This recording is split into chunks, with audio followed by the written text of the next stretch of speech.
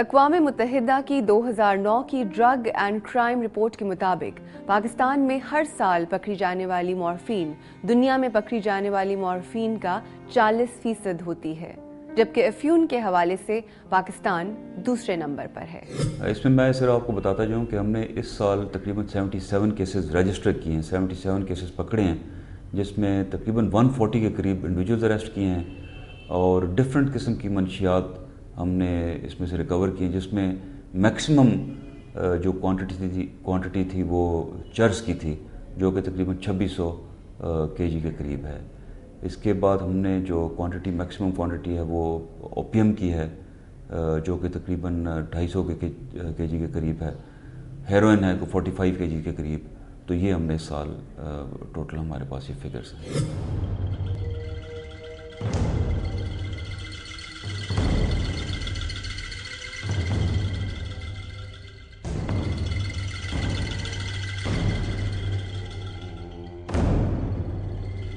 काम हो गया? जी सर। दुबई का मुसाफिर आएगा, उसे देना है। Okay sir. अब तुम जा सकते हो।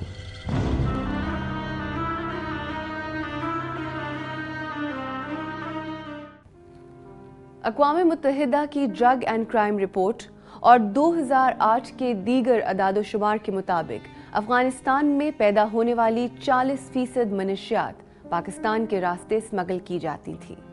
किन किन ममालिक को मनशियात स्मगल करने के लिए पाकिस्तान को रास्ते के तौर पर इस्तेमाल किया जाता है?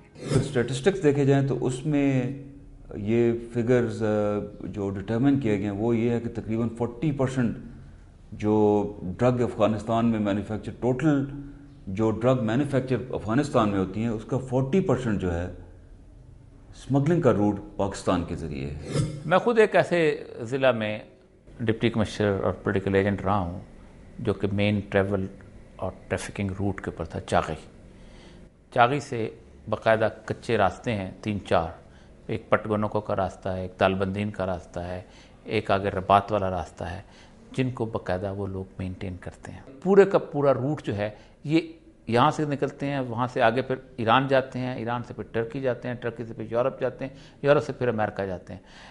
सूरत हाल ये है कि आप हैरान होंगे कि बॉर्डर के ऊपर उन्होंने ट्रेंड ऊँट रखे होते हैं और वो ऊँट ऐसे होते हैं कि जिनके ऊपर कोई सवार नहीं होता, उसके ऊपर ड्रग्स लाद दी जाती हैं और फिर वो कई 100 मील की रफ्तार से भागते भागते अपने टारगेट पे जाके अपना माल उतार देते हैं। पाकिस्तान से कुछ और ममालिक के नेशनल्स यानी शहरी भी इस कारोबार में मुलव्वस हैं, जो यहाँ से ड्रग बाहर स्मगल करने की कोशिश करते हैं। वो न सिर्फ पाकिस्तान को बदनाम करते हैं बल्कि अपने ममालिक की भी बदनामी का बायस बनते हैं। ये अफराद ज्यादातर किन ममालिक से ताल्लुक रखते हैं? मेजॉरिटी जो हमने तो ऑस्ट्रेलिया की भी कुछ इन्वॉल्वमेंट होती है, फार ईस्ट की कंट्रीज़ हैं, फिलीपींस, मलेशिया, लेकिन मेजॉरिटी इसमें अफ्रीकन कंट्रीज़ की होती हैं, जिसमें नाइजीरिया लीड रोल में है। उसके बाद कीनियन सिटीज़न हैं, वो इसमें इन्वॉल्व होते हैं, बट जनरली फार ईस्ट और अफ्रीका के लोग होते हैं।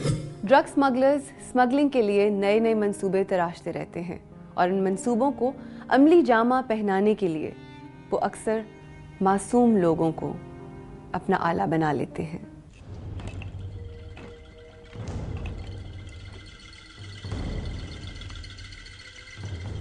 अभी भी मेरी बात मान लो। तू क्या चाहती है? सारी जिंदगी इस एक कमरे के मकान में गुजर जाए? यही काम करते रहो, अल्लाह ताला बरकत डाल देगा। देख, मुझे परेशान ना कर। कल शाम की मेरी फ्लाइट है और दोपहर में मैंने जाके ट्रैवल एजेंट को भी मिलना है। तू यहाँ खड़े खड़े मेरा मुंह क्या देख रही है? मेरा तौलिया किधर है? असलम वेल्डिंग करने की मुशक्कत से उकता गया था। वो एक अमीर और कामयाब आदमी बनना चाहता था। हमारी सोसाइटी में अमीर और कामयाब आदमी उसी को क्यों कहते हैं जिसके पास गाड़ी, रुतबा, ओहदा और बैंक बैलेंस हो। इस तरह की ज़हनियत माशरे में जिन रस्म सितम को जन्म देती है उसके नताइज हम सबको भुगतने पड़ते हैं। कुछ और सिरे तलाश करेंगे मगर इस ब्रेक के बाद।